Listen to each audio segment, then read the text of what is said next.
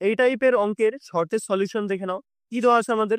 x-1/x সমান 5 এবং কি করতে বলেছে আমাদের? পাওয়ার করে যেতে বলেছে।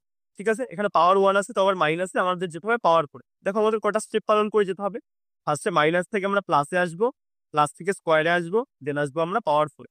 দেখো সূত্রটাও লিখে দিয়েছি। আমাদের মাইনাস থেকে প্লাসে যেতে গেলে n² + 4 এর রুট করতে হয়।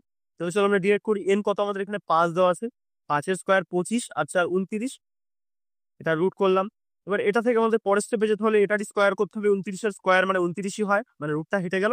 আর 2 বিয়োগ করলে হয়ে গেল আমাদের 27। এর পরের স্টেপে যেতে গেলে এটারই স্কোয়ার করতে হবে, আর সাথে কি করে দিতে হবে? -2। তাহলে 27 এর স্কোয়ার কত হয়? 729। 729 থেকে যদি আমাদের 2 চলে যায় তাহলে হবে আমাদের 727। I think clear. এই অঙ্কের এর থেকে শর্টের সলিউশন নেই, আমি লিখে দিচ্ছি। চলো, ভালো লাগলে সাবস্ক্রাইব করে রাখো।